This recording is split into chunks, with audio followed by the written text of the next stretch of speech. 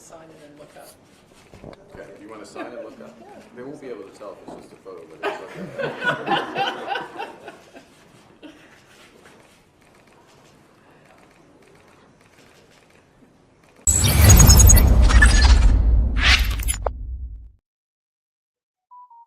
It's hard for me to believe what happened today, but Danielle Smith showed her real colors. Has she committed political suicide? I believe so. My name is Nico Lagan, and I'm too conservative for the conservatives. My co-host, Rob Ambrose, not woke enough for the liberals. We are the political orphans. Tonight, we are joined by Charter Investment Manager, author of Alberta Rising, and political advocate for Alberta independence. And yes, you guessed it, it's Nadine Wellwood. Nadine, what is going on? Thanks for being on the show. You're very welcome. As you can see, Nadine, how's it going? I Good am to see you actually again. going to be doing a present. Good to see you too. So You have me from my car tonight. I'm doing a presentation, so I'm forgive the environment. Yeah. No. I mean, hey, as long as you're here, we're happy. Are you recording? Are you holding your phone right now? I am. Do me a favor and swap it, flip it old school. Go to landscape. Yeah, there you go. There we have you. Okay, yeah, that actually. Oh yes. So I was doing a live covering the press conference, the mess that happened today. I don't know even how to describe the mess that I saw today, but I was covering the event with Jason Levine, and as I was reviewing my notes afterwards, I'm like, damn, I'm going to have to talk about this tonight. That's for damn sure. And I give him a call, and I'm like, do you know somebody that got balls that's ready to talk about the mess that we saw today? She's like, bro, Nadine does. I call you, and the reception you gave me over the phone, I'm like, fuck yes. So I'm going to send it to you right away. What did you think of what happened? How would you describe the circus we saw today? Well, I think the reality is it doesn't come as a shock for me. I've been raising the warning signs and waving the red flags now for some time around Danielle Smith. So many people are insistent that she is an Alberta separatist. She is indeed not a separatist. At what point are you going to wake up to the reality that she means what she says on that front? And I think today really just boiled down to that was 100% proof and evidence that Danielle is playing politics and not necessarily looking out for the best interests of Alberta, and has no intention of following through on Alberta independence. After what you said today, I would agree. Takeaway from this, because I did some reading into it, and there's a couple parts to it. Right? There's a talk of a pipeline. Now, how likely that is, I think there's some people saying Carney's probably being a little too sly here. He knows Ebby will probably veto it, so he can kind of have the best of both worlds. He doesn't actually have to build a pipeline, and he gets to do David Ebby to do his dirty work and say, hey, what can I do? But what for those of us who didn't watch the announcement, could you kind of maybe just talk us through the bullet points of what everything that happened here? Well, one of the things too, to your point about Mark Carney being sly, you could actually take exactly what you just said and apply that, Rob, to Danielle Smith. So Danielle Smith here is trying to ride the fence between looking like she's doing something on the Alberta independence and referendum movement. And this is really a great stall tactic for her to say, hey, look, we're making progress. Hopefully for her, it's still like she's trying to do something, but at the same time accomplishing nothing. There were 9 demands that Danielle Smith had made. None of those 9 demands have been met, none. And a memorandum of understanding is not a deal. And if you read through the fine print of that, there is a tremendous number of potentially if this, then that. And I mean, this could go on for a decade. So this is nothing but a nothing burger. There is nothing in this that should excite any Albertan. And it really just enables Danielle to continue on with this game that she's playing, in my opinion, of riding the fence between trying to keep separatists happy and still those who are, the NDP and, those conservatives that want to stay in Canada. So, exactly what you said there about Carney, you could just replace the name with Danielle Smith and you have the exact same games that are being played on both sides. Interesting. One of the things we need to make clear for the people out there is that the MOU, or the Memorandum of Understanding, is non-binding. Legally, it has as much weight as the toilet paper I use to wipe my ass. That's basically what the piece of paper we saw them sign like clowns. And that's why I made sure to show it in the intro, because they were having a lot of fun. Even, I don't know if you heard that, if it came through the video, but basically Daniel Smith is telling Mark Carney to look up. So sign the document, look up, and they're like, but what it's a picture, they won't know. So they were very, very chummy. And he just left. He signed the paperwork, didn't say a word, left. Then it cut. We waited 20 minutes. It went to a presser that she gave. And I want to get your opinion on a new style of land acknowledgement that she used by spending 3 minutes acknowledging all the native people in her cabinet, all the MPs naming their tribes, and even thanking the native leaders in the crowd. Has she given a land? Do you think that was a land acknowledgement? Because that's what I think it was. You know what? To me, I'm a big advocate of one rule of law applies to everybody. So, you acknowledge the people that need to be acknowledged based upon their contribution to the exercise or the project. This has nothing to do with Aboriginal. This has nothing to do with, what you were born into or your race. It shouldn't have anyway. So Danielle has always been, an advocate of land acknowledgements, even right now with the fact that, we have a referendum question that's in front of the courts. Why? Because the UCP legislation dictates it to be there. UCP legislation, sections 1 through 35.1 of the Constitution, any referendum question is apparently not allowed to challenge those sections. So in essence, saying that you cannot have a referendum question on independence. And that's well within her control to change that. So, when you look at all of these things and you add them up, she is definitely not a friend, in my opinion, of Alberta independence. And that definitely, in my opinion, was just, again, she is a very sophisticated politician. She is playing every role here that she needs to play for every individual group that's of interest. And I'll give her credit. She's keeping it together. She's got people convinced that, she's a separatist who are federalists. She got people who are federalists who think she's a separatist. And depending on who you talk to and whom she's talking to, she shifts the message accordingly to make sure that it appears that she is on their side. And that is politics. And she is very sophisticated at playing this game. The problem is you have to see through the game and understand where she's at and what she's willing to do. And with respect to Carney and what just happened, she made 9 demands. She put a date. She shifted that date. That date is come and gone. Now it's come and gone again. And we have not yet to accomplish one of those 9 things. And today was a bunch of theatrics and political theater that said, hey, look at this. We're great. We're making progress. We're moving forward. And yet an MOU means absolutely nothing. Do you think that was the plan all along? Because again, as a conspiracy theorist, Nadine. Oh, you go ahead, Nico.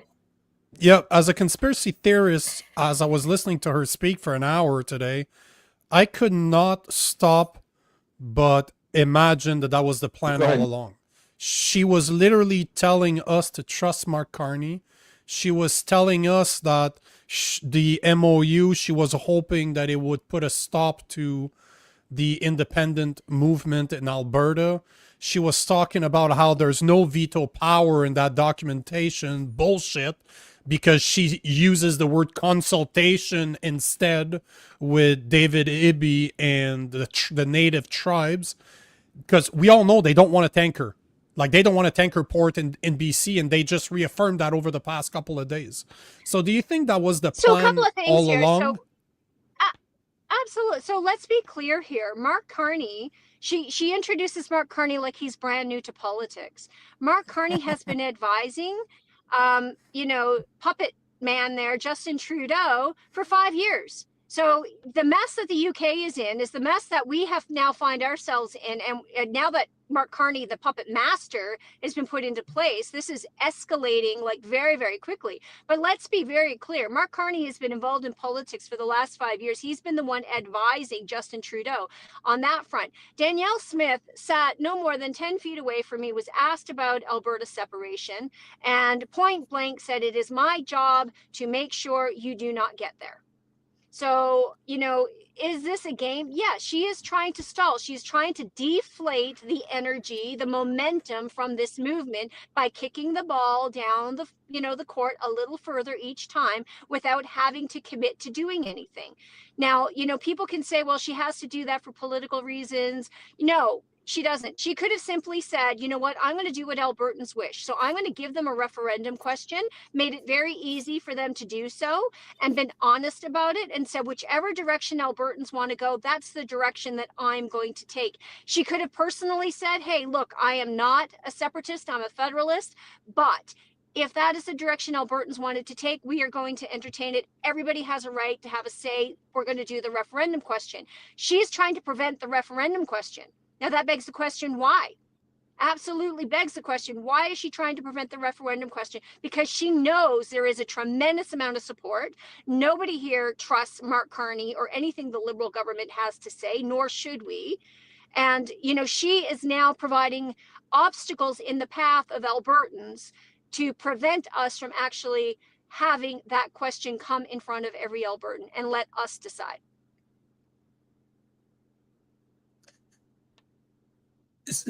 So Danielle, as clearly, you're working with the separatist movement. This is something you believe in. Up until today, how would you say you felt about Danielle Smith on this issue? Did you, because we've talked to other people like Jason Levine, who's clearly very in favor of separation, and he, I think probably best described would be Luke. He wasn't opposed to her. He thought she was doing an okay job threading a tough needle. I suspect his opinion has changed after today, but does this surprise you? Did you kind of always see this from Danielle Smith, or how do you feel about that? Yeah, no, this comes as no surprise to me. I raised the red flag more than a year ago. I basically been raising the red flag for a couple of years now, but I started the 1905 committee quite some time back, and we really did a really hard push to educate people to the fact that Danielle Smith, words do not lead into action with her. And so, there was a lot of pretty words, there was a lot of promises made, and we bought out, then all the promises that had not been fulfilled. And I honestly believe that they would not have been fulfilled. And I have proven to be absolutely right on that front. And we challenged her leadership last year, where she rallied the troops, and people were afraid of, if not her, then who, and came to her rescue. But the reality is, I think today, more people are now waking up to what a mistake that might have been, is to have just ignored the warning signs early. So for me, it's a matter of Albertans deserve to have a leader that is actually going to take a position that is going to lead. There is a difference between management and leadership. And Danielle, she doesn't do anything until she gets safety in the polls. And that's not leadership. That's managing right now, in my opinion, a state of decline. And I'm going, leadership, here is the vision. This is what we're building on. It's not this, oh, we're afraid the NDP is going to get in. That's just scare tactics.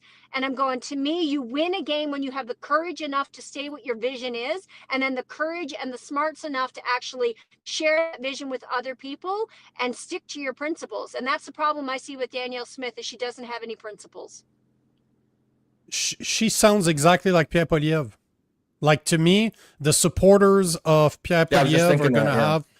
So the supporters of Danielle Smith are going to have to play the same mental gymnastic as they're doing right now to try to excuse everything that Pierre Poilievre is not doing as the conservative leader. So unfortunately, I think this is going to happen in Alberta. But the question I have for you is kind of a two-part question. First, do you think she committed political suicide today by exposing who she really is? Because she clearly... asked us to trust Mark Carney. She pushed the green agenda by saying that the solution to reducing world carbon emissions is carbon capture technology through pathways. By the way, that's a technology that Brookfield is heavily involved in, not pathways per se, but they bought their own company for billions of dollars. She's producing a new carbon tax on April 1st. She even said that it will go higher after April 1st, but they couldn't do it all at once because it was too much. And the end date of that pipeline, if you look at the MOU, is 2040. 2040. That's the end date for the construction of that pipeline. So, one, do you think that she committed political suicide today? And I also want to know what you expect to happen at the AGM over the weekend.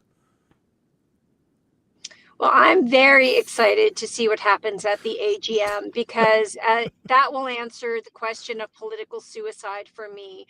There are some people who it does not matter what Danielle Smith does, they are going to support Danielle Smith. They continue to make excuses for her. They can't see past the fact that we may need to replace her, I think, at the UCP as the leader, because again, this whole environmental kind of slant, and I'm an environmentalist. Look, if we can be doing something for the environment, we should be doing it for the environment. If we can do it better, then we need to do it better. We should be protecting our animals. We should be protecting our environment. Why? Because we were put on this planet to be stewards. To be stewards means you have to be responsible ownership. So I'm all for that. But this whole climate change and carbon capture and all this other stuff, this is a costly experiment that is only going to cost the taxpayer. But Mark Carney goes on and on and on about there are countries lining up to do business with us. But yet, for some reason, he can't give the name of one country. Just one. Just give me one country of which you have signed a deal with that wants to invest and do business with Canada. He can't do that. Why? Because none exist. So this is all political theater. It is all rhetoric. Whether she committed political suicide, I would love to say yes to that answer, but honestly, I'm going to say no. I don't think she did.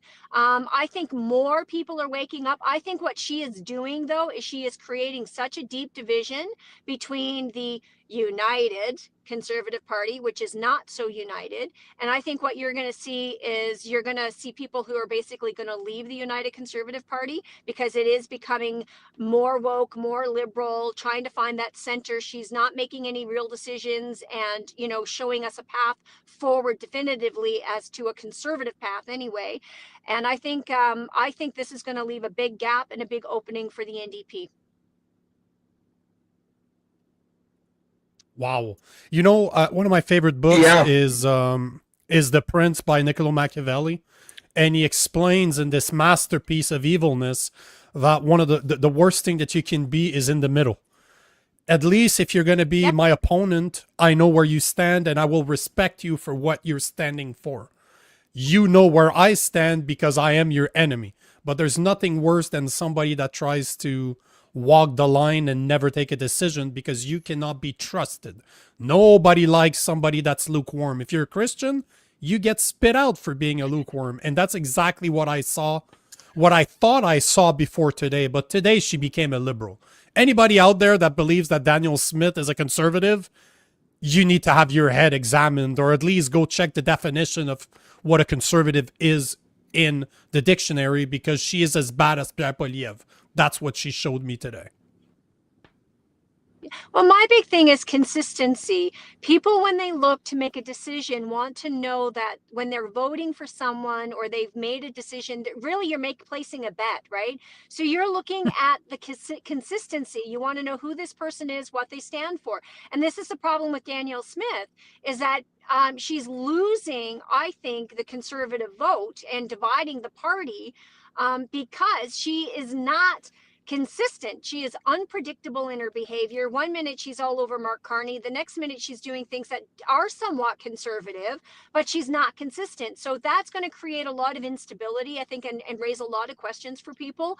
And this whole, climate change and carbon capture, I mean, you have to understand that it doesn't matter who you tax. You can tax the industrial aspect of it, but it's the taxpayer in the end that still pays, whether it's an indirect tax or a direct tax. All she is doing, again, they're playing political games. So we are going to make the industry, the service provider here, the bad guy for increasing their rates, right? But they have no choice because they have to increase rates. Why? Because they just slapped a huge tax upon them, and that has to flow through to the taxpayer. So it's no different than Mark Carney playing the language smith game of, it is in a generational investment. Debt is debt. If you have to borrow money, for a capital expenditure, then call it what it is. It's a debt. It's not an investment. So, they're both completely playing the exact same playbook here.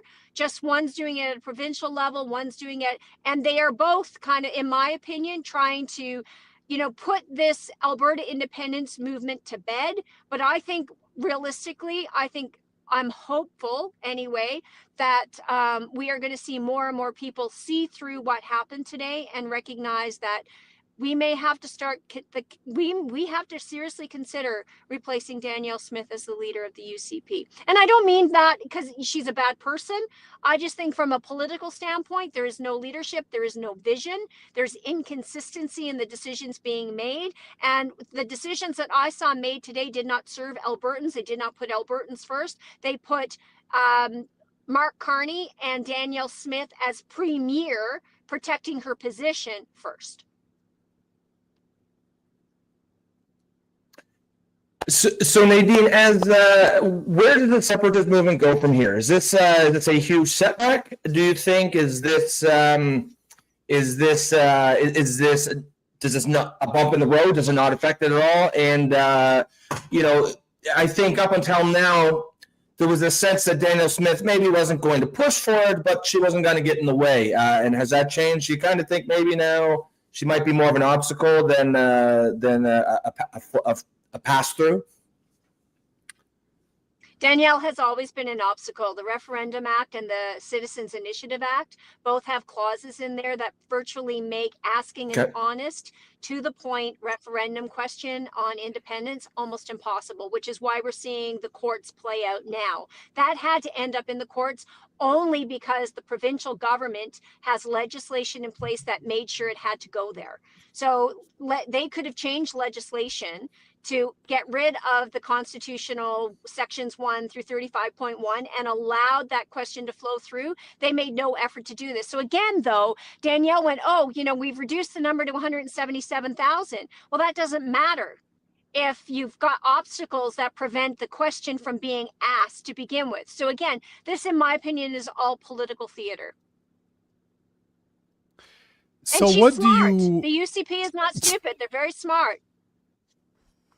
And that I agree with you 100%. If there's one thing I cannot take away from that woman is that she's smart, which is the worst type of politician.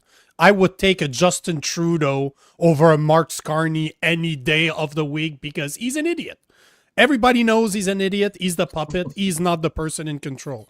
But if you look at Danielle Smith, she's smart. She knows how to play the game. And it scares the hell out of me. Because I had faith in Alberta. I gotta tell you, Nadine, until this morning, I was like, you know what? Maybe Alberta, I can move there one day. I can stay in Canada and maybe not go to prison for not liking my politicians. And today I'm like, what the fuck happened? What the fuck? Well, we'll have to make sure we get conjoining. There goes your escape route, your escape plan. Yeah. So here's the reality, though. Danielle Smith has nothing to do with the separation movement. This is a grassroots movement, and there is more and more people getting on that train every day. And I honestly believe that what she did today, more people are going to get on that Alberta independence train and are going to push her harder. Danielle Smith has got a decision to make. Either she's going to get on board, as she used to say about Ralph Klein, find the parade and get in front of it, or she's going to risk her own position. And it boils down to this. If she does not find a way to unite and to actually do what the UCP members want her to do, which the majority are very, very clear. They want a referendum question. So if she wants to continue to be an obstacle to that path, then she's going to find herself either on the outside looking in, or she is going to watch this party divide, maybe potentially see even another separatist party start up. I mean, the Alberta Prosperity Project has a party name registered. Okay, just putting that out there. So the reality is, we could, in my opinion, and it will be the result of Danielle Smith trying to ride the middle line, see an NDP government here in our next election. That seems to be scaring a lot of people in Alberta, that the NDP could potentially take over after what happened today, because they're trying to take seats away in a fashion I've never heard before. But one of the things that Jason said on our live today when we're covering this event is that he sees Danielle Smith calling for a snap election to make sure that she can save face, keep her spot. And he's saying that in his opinion, she would do it very fast, like prior to April 1st. So the AGM over the weekend is going to be very telling. But what do you think of his hypothesis? Does it hold any ground? I don't necessarily think she believes her position is being questioned or threatened at the moment. So I don't, she's very confident in, you know, her ability to kind of manage the politics. So I think, and the UCP is, in my opinion, almost a little bit too arrogant with their position. So I don't see that. I mean, anything is possible. And I'm really, honestly, I'm looking forward to the UCP AGM. I honestly wasn't even going to go, but of course, because I have my new book, I'm like, I'm going to go, I'm going to promote it. And now I am so glad I'm going to be there, because that room and the sentiment in that room is going to be very, very telling, I think, for the future, not only of the UCP, but Danielle Smith herself. It'll be a fun time to, you should join us. Fun time to be in Alberta, especially at an AGM. You have to come back on Monday. Jason's going to be there. He's going to be at the AGM too. He's going to come on Monday. So you should accept the invitation I sent your way, or I'm sending again your way right now, on Monday, to show up and give us your impressions, because very interesting time. You know, one of our followers is always saying that Canada is the most interesting reality show on TV. I couldn't agree more, and it keeps on giving. So thank you for being here, Nadine. I don't know if you have any words, you have something that you want to say before you leave, but we're bang on time. You have a presentation to go give, so yep. I want to be recognizant of your time. No, I just want to say, you know what, guys, you know, good for you guys for staying on top of this, because the reality is, so many people are not paying enough attention. So it is time for people to start seeing past the pretty words and the photo ops, because I said when Carney got in, you're going to see a lot of photo ops. It's going to sound really great. It's going to look really great. But you know what? Nothing is going to get done. And unfortunately, it looks like Danielle is buying into that. So, you know, stay on top of it. And yes, I will get back to you on Monday, and it won't be from my car. So have a great night, you guys. Same to you, Nadine. Bye. Hey, enjoy. thanks so much, Nadine. Appreciate your time. You're welcome, Rob. Bye. Bye. So there you have it, man. What did you think? Yeah. Oh, I'm a fan. And she wasn't even in the back room anymore. I kicked her out before I said that. I'm a fan. As soon as I called her, she's like, Nico. I'm like, you want to talk about what happened today? You could hear it in her voice that she was excited. So yeah, great. I really like her. Yeah, I like her. Yeah, I like her style. No nonsense. You know, and it's nice to get that sort of insider look. She certainly knows her stuff on this topic for sure. Yeah, well, she knows Danielle Smith personally, right? I certainly. Oh yeah, that's right. That's right. Yeah, they know each other. So it's always good to have inside information because she, like she was saying, she's been saying this about Daniel Smith for at least a year.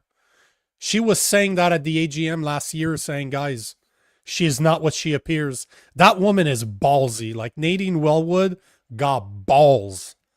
She is a courageous woman and she's not worried about giving her opinion. That's for damn sure. I could see, I'd vote for somebody like her. I'd vote for somebody like Nadine.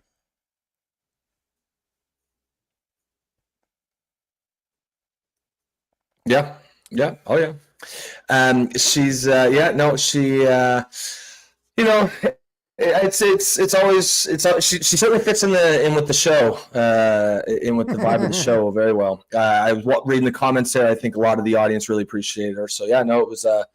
It's always great when she comes on the show. That's wild though about Danielle Smith. I did not see that coming, to be honest.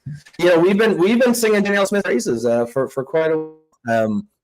She's we've kind of been saying, walking a very difficult political tightrope, and I guess time she her luck ran out, and she went too far in one direction.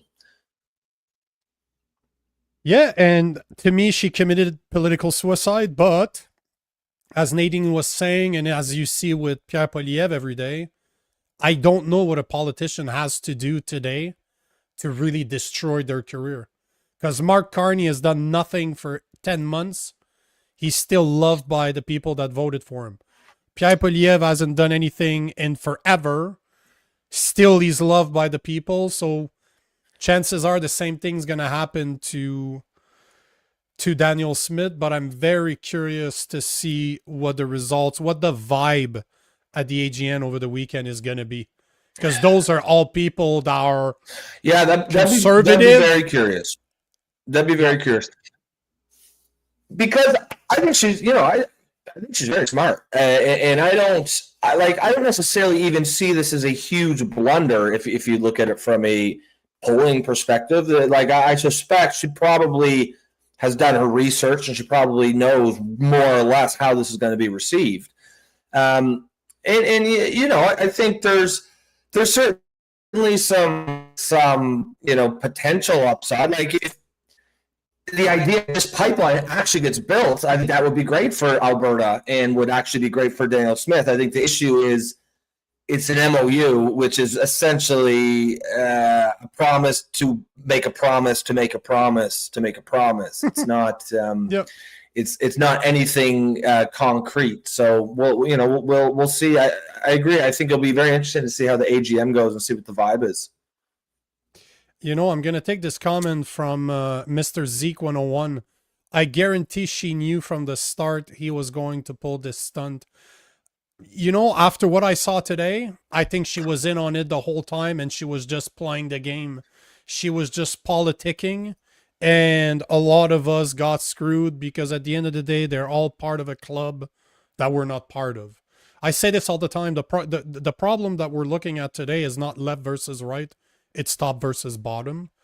And man, I want to have faith in people. Absolutely. I want to be an optimistic. But man, today, I had a bit of faith in her and that didn't go well today. That was not good.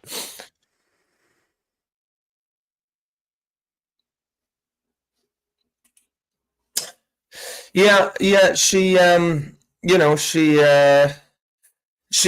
came down. She's been pretty. At least as far as I'm concerned, I thought she kind of walked the tightrope well, where she didn't. It didn't appear to me, at least, that she was standing in the way of the separatist issue. She didn't throw her hat in for it. Now, that said, Nadine, who obviously knows more about this topic than I do, she's kind of there on the front lines. She says, she wasn't surprised. She says that she always saw Danielle Smith as an obstacle. So, we're from 10,000 feet up in the air where we're watching this from. To me, I thought she's kind of was walking that well, but as Nadine who's right on the front line, she says doesn't she always saw it as an obstacle. So it's interesting to get that perspective. Well, I tend to follow politics on the federal level. I read the bills that are being tabled. We have lawyers, constitutional lawyers coming on the show to explain to us what we're reading to make sure we understand it and we can ask questions. But I gotta say, I've never done that on the provincial level of Alberta. I don't live in Alberta, so I don't pay as much attention to the bills themselves, right? I'll watch the videos, I'll try to understand, I'll ask questions. But what Nadine was saying is that even as part of her new policies, yes, she did downgrade the amount of votes that are needed in order to trigger a referendum. But as per what Nadine is saying, as per that same policy, there are parts of the policy that are preventing that from really triggering a real referendum. And that's why that policy is in court right now being debated. So those are the things that I wouldn't have known because I did not look at the actual legislation and read on the legislation. I allowed others to tell me what it was about. I need to do that more on the provincial level, especially in Alberta. So I think we all got played, man. I think a lot of people got played. And that's a question I have for the people out there, for the listeners right now. Do you feel played by Danielle Smith? Did you see it coming? Do you just not trust politicians as a whole? Were you surprised by what happened today? Because I was surprised. It surprised me. Just me. He says, yes, you guys are wrong. So I believe it's your first time here. Just me. Welcome to the show. We encourage all kinds of questions. We agreement, disagreement. But you got to show your work. So what do we have wrong? What's your take on it? For the rest of you guys, if you tell us how you feel about today. This is a good comment too here from Dan. Says, listen, boys, she's trying to save her bacon. She's fast losing support from Canadian Albertans that are the majority. I didn't perceive her whatsoever as being overtly, obviously, on the side of separatists. So I'm kind of surprised that she would be losing support among, let's call them loyalists, if you want to call them that, or Canadian Albertan. But I don't know. Are you from Alberta, Dan? Did you perceive her as too much on the side of the separatists? And do you like this move from her? At the end of the day, she is a politician, right? She's going to do what if she feels her career is in jeopardy, then she's going to do something that she thinks is going to save it. That's her right, and it's our right to criticize that or defend it as we see fit. She played it well. She's a smart girl. Even Nadine agreed to that. Like, she is not an idiot, and she walked the line.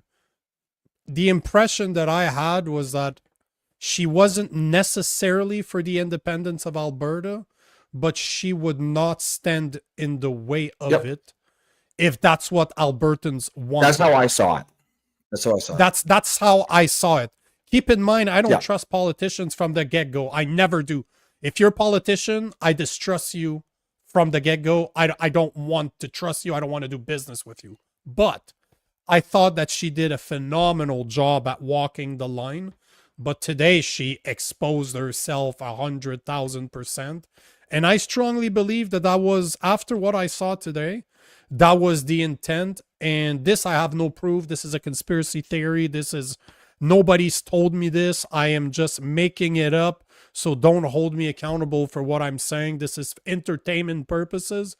But sounds to me that she got a fat paycheck and she got paid to leave. Because I don't see how she will stick around after this. I just don't see it.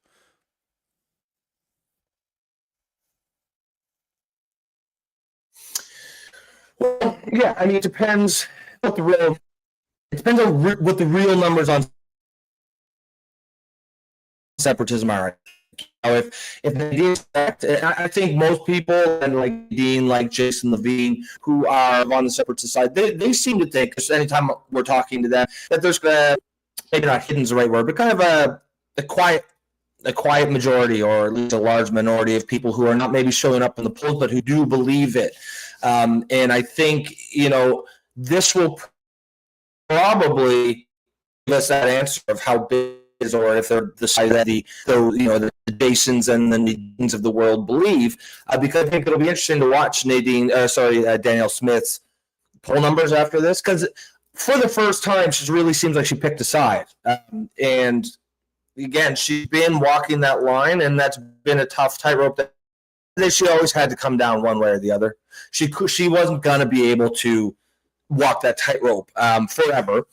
And it'll be really interesting to watch her polls. It'll be interesting to watch and see what the AGM, the vibe is there, what people are talking about there.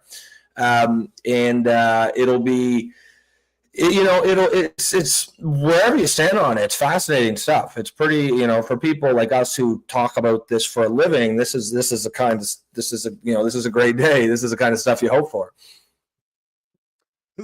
Yeah, but I hoped it wasn't going to happen in Alberta. That's the part that bothers me. Is I thought Alberta was a place I could potentially move to if I wanted to stay in Canada. I had hopes. I still do, don't get me wrong, because I think there are a lot of separatists in Alberta that could potentially make it happen, but it seems that the plan has been pushed further down the line, right? So even if you want independence, it's like they almost have to start from the get-go.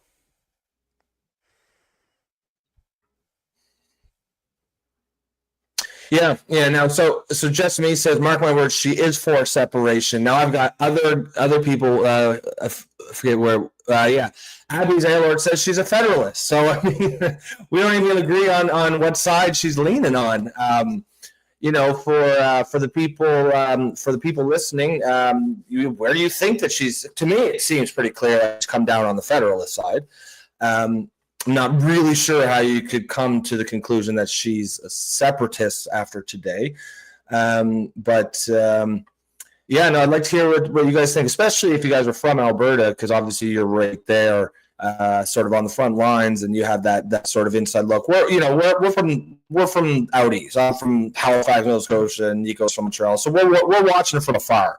We are. I think we are pretty engage in this topic, and we made a conscious effort to address it, or to cover this issue pretty heavily back with Carney select, but we're still not there, right? We're still on the ground, so we can't really as clearly as people who are on the ground. So it's always good to get that feedback from people who are in Alberta.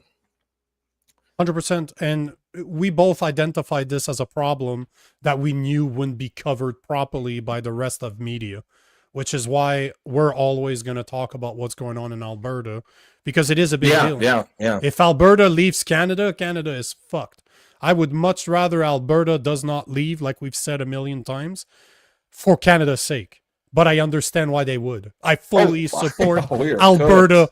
Oh yeah, I fully support why Alberta would leave. So it's very interesting, and just looking at the comments kind of proves the point that she's done such a great job at walking the line. The people that believe she's a Federalist are like, she's a Federalist. Obviously, look at what happened today. There's still people out there, and obviously we can see the comments, that believe that she's a separatist. So she is a smart girl. She knew exactly what she was doing. I don't underestimate people, so I think she's still walking the line. But I'm very, very, very curious to see how she does, or how she's received at the AGN over the weekend. I'm really curious, because this is in Alberta. This is where the people that voted for her are, and they're going to be gathered in the same building. I want to see how they feel about what happened today.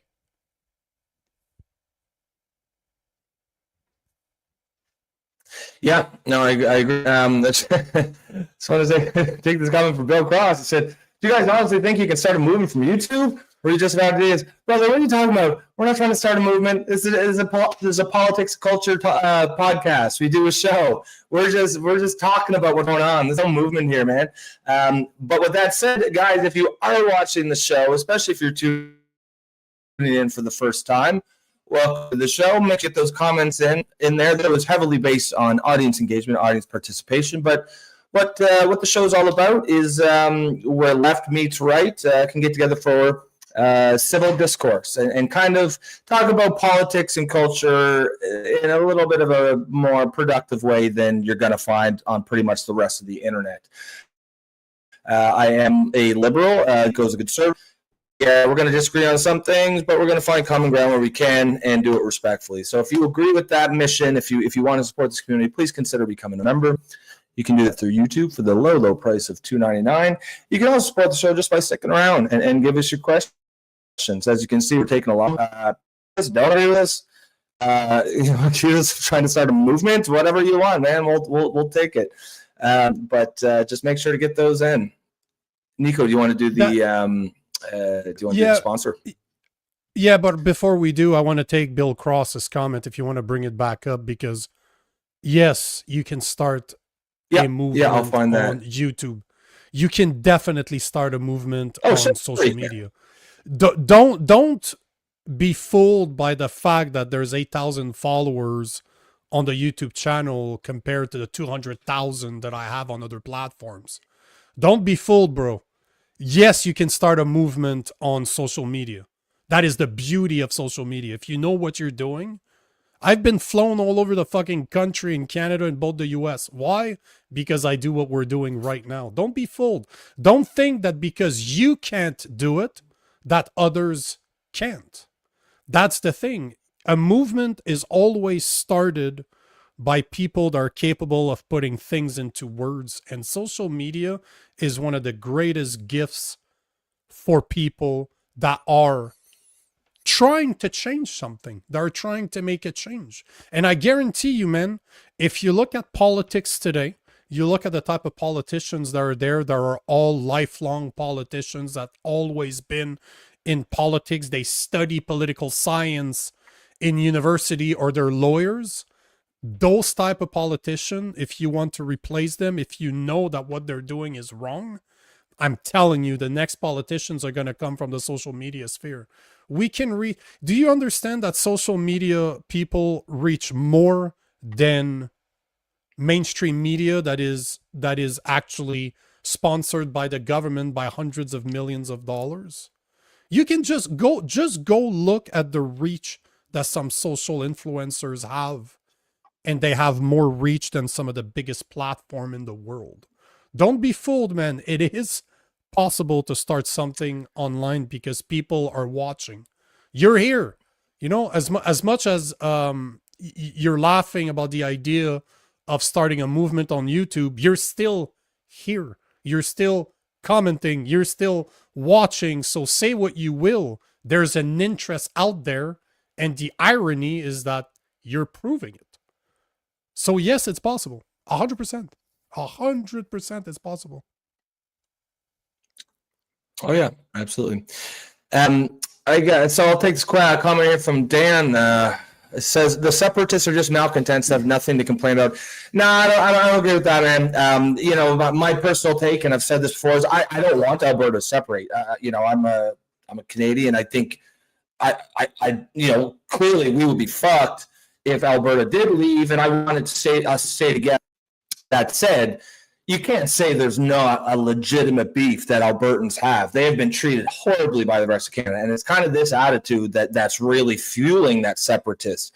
Like, you know, look, you've got this Canada East pipeline or Energy East pipeline a couple of years back that was vetoed by Quebec, right? Quebec, the province in the country that gets how many billions of years of equalization payments paid for almost entirely by Alberta.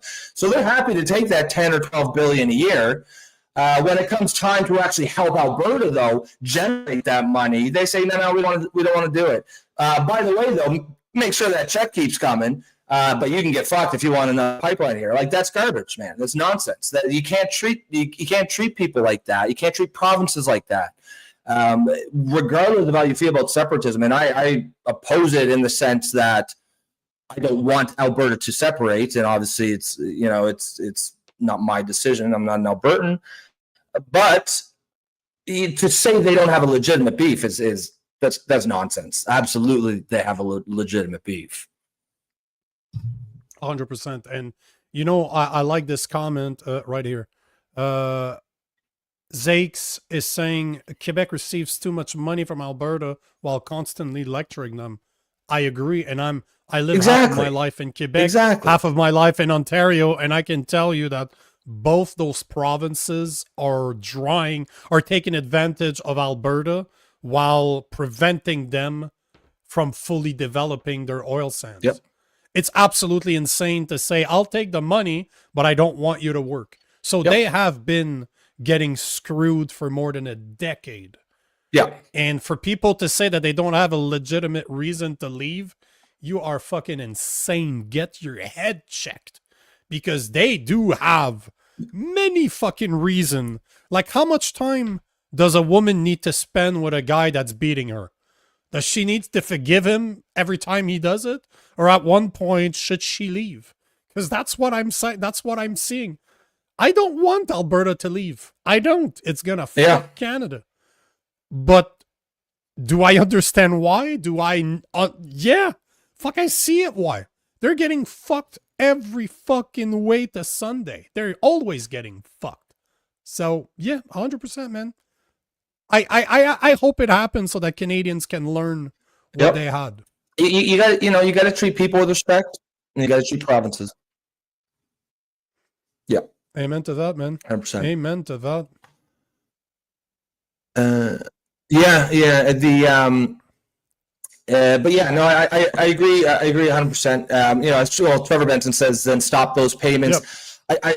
I think Alberta would love to. I don't know that they're able to, as long as they're within Canada, and that's one of right. Is they essentially have to be paying billions and billions from a country to the rest of provinces, who then turn around and treat them like shit. They're not even appreciative of it. They won't help them at all generate more money, but by the way, make sure that check's in the mail. And they don't have a say in it. I think as long as you're in the Dominion of Canada, you have to pay those equalization bill payments, and that, I think, is a large part of the discontent within Alberta. At least if Ottawa would let them develop their oil sands as much as they wanted, build all the pipelines that they need in order to hit the world market. They have the third largest reserve of oil and gas in the world, and we've been handcuffing them from using it. How frustrating must that be? I remember, man, 20 years ago, when my buddies, we were early 20s, they were all leaving to go to Alberta. They would leave from Quebec to go to Alberta to work on those oil sands. And they made a shit fucking ton of money. Those guys would spend a few months over there, come back, they'd be making a boatload of cash. They would be fucking living it up. All they did is work, and obviously that's not easy work. But, man, it's insane that there's some Canadians out there that don't think we've done them wrong, that they have no reasons to complain, that they're just little bitches complaining, that they have no reasons to be pissed off. Absolutely insane to me. We just have a few minutes left. I'm going to take the time to obviously thank our sponsor. So our sponsor, tonight's episode is brought to you by Gabble, the world's first live video debate app on the market. You can choose to sit back and watch, or you can do like I do and debate people. Because Gabble is just like us. They believe in civil discourse. And it really doesn't matter if you agree or you disagree. Actually, you should disagree. Go to Gabble and disagree with people, but do it politely. So if you're interested, look in the description below. Our affiliate link is there. And by encourage Gabble, you're encouraging us. Now, before we go, I wanted to speak about, just to give an update on, yesterday we were talking about how Quebec is going to table today a bill to prevent street prayers, like public prayers, and there was a bunch of other things that they were planning about doing. The bill was tabled today, but unfortunately, the written copy has not been published yet, so I was not able to read through it to see what the details are. So I just wanted to give an update. It's been tabled, it's been looked at, but on Sunday, the next show's on Sunday, and I'm going to do my best to have, hopefully, it's published on by Sunday, and I can go through it and talk about it. So to address Zagzies, when's the next live stream? It's on Sunday. We do Sunday to Thursday, 8 p.m. Eastern time. But I do have a mashup on Saturday, which is going to be a fucking good one, because we're talking about radical Islam in Canada. So mashup 9 p.m. to 11 p.m. Saturday night right here. We have a panel of guests that are going to show up, but that's going to be a fucking banger. That's one of the topics that I speak about almost every fucking day. So I cannot fucking wait to speak about radical Islam. Yeah, no, it should be a good one. But yeah, just to echo Nico there, we're 5 days a week. We're Sunday and Thursday, 8 p.m. Eastern time to 10 p.m. Lots of new people here on the stream, lots of new faces. I assume Nadine grabbed drew a lot of new faces. So guys, if this is your first time watching, remember to like and share that stream. That's one way to help us. The best way to help us shows become a member. You can do that through YouTube for the price of $2.99. And another way, of course, is just to come back, stick around, put those comments in, and as you can see, this is basically, this isn't just two yahoos talking between each other, two yahoos talking between each other and the audience. Where this is designed to be heavily based on engagement with the audience. We're trying to have a conversation, all of us together, not just me and Nico. Where your politics are, doesn't matter where you sit on the political spectrum. We're going to be able to debate that here. The only thing we ask here, the only thing that matters is the soundness of the argument. Like we say around here, you got to show your work. It don't matter what you actually believe, as long as you can back it up. You're gonna be able to make your case here. So, other than that, folks, excellent show. Thank you for tuning in, and we will catch you Sunday night. And if you're here for the mashup Saturday night, you'll see us then as well. Peace.